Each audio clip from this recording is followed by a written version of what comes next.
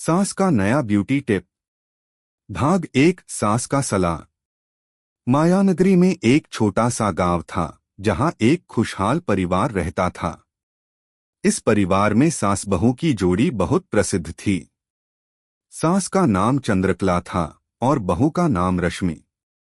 चंद्रकला जी एक जरा सी बात पर अपनी बहू को सुंदरता के नए नए टिप्स देने की शौकीन थीं। उन्हें हमेशा लगता था कि एक महिला का असली सौंदर्य उसकी त्वचा, बाल और आंतरिक संतुलन में बसा होता है।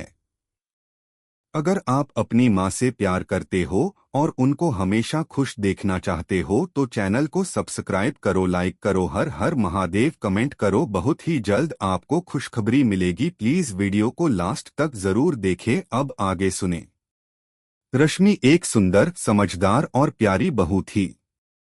हालांकि वह अपनी सास के ब्यूटी टिप्स को पहले बहुत ध्यान से लेती थी, लेकिन समय के साथ उसे यह महसूस होने लगा कि कई बार सास के टिप्स कुछ ज्यादा ही अजीब और बेकार होते हैं। एक दिन चंद्रकला ने रश्मि को एक नया टिप दिया जो उसने कहीं सुना था। वह बड़ी उतावली होकर रश्मि के पास आई और बोली, रश्मि, मैं तुझसे एक नया ब्यूटी टिप शेयर करने जा रही हूँ।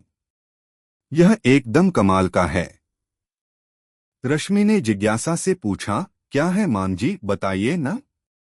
चंद्रकला मुस्कुराते हुए बोली, तू दिन में 2 बार अपनी त्वचा पर मट्ठा, छाछ लगा ले। इससे तुझे न सिर्फ त्वचा का निखार मिलेगा बल्कि तेरा चेहरा भी एकदम चमकदार हो जाएगा। रश्मि थोड़ा चौंकी, मां जी, मट्ठा? वह तो हम खाने में ही डालते हैं। चंद्रकला ने उसकी बातों को नजरअंदाज करते हुए कहा, देख, मैंने तो सुना है कि यह एक बहुत पुरानी नुस्खा है। हमारी दादी नानी भी इसे करती थीं। तू बस 2 दिन ट्राई कर, फिर देख, तू खुद अपनी सुंदरता देखेगी। रश्मि, जो अपनी सास की इज्जत करती थी, इस सलाह को भी बड़े ध्यान से सुन रही थी। लेकिन मन ही मन वह सोचने लगी, क्या यह सच में मदद करेगा या फिर यह बस एक और अजीब सा टिप होगा। भाग 2, मट्ठे का प्रयोग। रश्मि ने अगले ही दिन सास के टिप को आजमाने का फैसला किया। उसने सुबह सुबह मट्ठा निकाला और अपनी त्वचा पर लगाना शुरू कर दिया।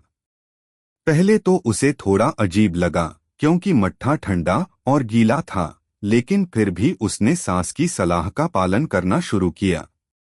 कुछ घंटे बाद जब रश्मि ने मट्ठा धोकर देखा तो उसकी त्वचा पर कोई खास अंतर नहीं दिखा।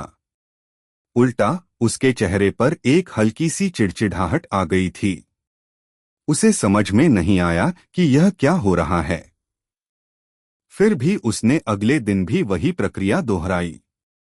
लेकिन तीसरे दिन जब रश्मि ने अपना चेहरा देखा तो उसकी त्वचा और भी ज्यादा खुरदरी हो गई थी। अब उसे यकीन हो गया कि यह टिप कहीं न कहीं गलत था। वह अपनी सास के पास गई और बोली, मां जी, मैंने तो आपकी सलाह मानी और मट्ठा अपनी त्वचा पर लगाया, लेकिन अब मुझे लगता है कि मेरी त्वचा और भी खराब हो गई है। चंद्रकला ने बड़ी ममता से उसे देखा और बोली, अरे बेटा, तूने क्या गलत किया है। मट्ठा तो हमारी दादी नानी की खूबसूरती का राज था। हो सकता है कि तेरी त्वचा कुछ अलग प्रकार की हो। भाग 3, रश्मि का खुद का तरीका। रश्मि को अब यह समझ में आने लगा कि कभी कभी दूसरों के द्वारा दिए गए टिप्स हर किसी के लिए सही नहीं होते। उसने अपने त्वचा की देखभाल के लिए एक नया तरीका अपनाने का निर्णय लिया। उसने प्राकृतिक और सरल चीजों को अपने दिनचर्या में शामिल करना शुरू किया। रश्मि ने सबसे पहले अपने खाने पर ध्यान देना शुरू किया।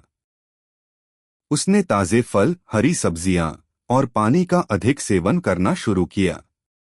साथ ही उसने अपनी त्वचा को साफ रखने के लिए हल्के फेस वॉश का इस्तेमाल किया और गुनगुने पानी से दिन में 2 बार अपना चेहरा धोने लगी।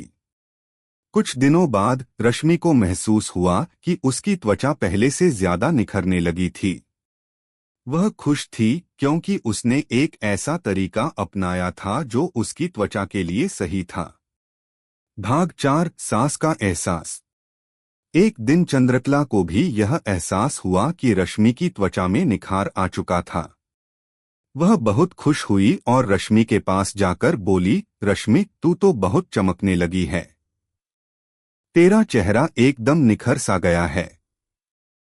रश्मि मुस्कुराई और बोली, मां जी, वो मट्ठे का टिप मुझे ज्यादा अच्छा नहीं लगा था, तो मैंने अपनी त्वचा का ख्याल रखने के लिए एक नया तरीका अपनाया। अब मुझे लगता है कि यह मेरे लिए सही है।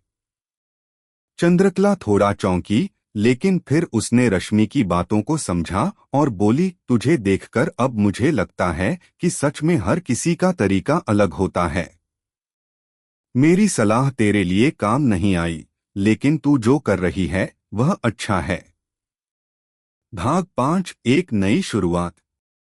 इस घटना के बाद चंद्रकला ने रश्मि से ब्यूटी टिप्स देना बंद कर दिया और खुद भी अपने पुराने तरीके पर ध्यान देने लगी। उसने सीखा कि किसी भी सलाह को अपनाने से पहले उसकी बहू की त्वचा, शरीर और लाइफस्टाइल को समझना जरूरी है।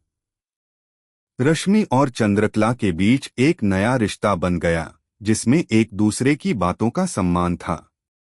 दोनों ने एक दूसरे से बहुत कुछ सीखा और अपनी जिंदगी में संतुलन और खुशहाली ला ली। यह कहानी दिखाती है कि कभी-कभी सास बहू के रिश्तों में प्यार और समझदारी से जटिल समस्याएं हल हो सकती हैं, और सही रास्ते पर चलने से जीवन में निखार और खुशहाली आती है।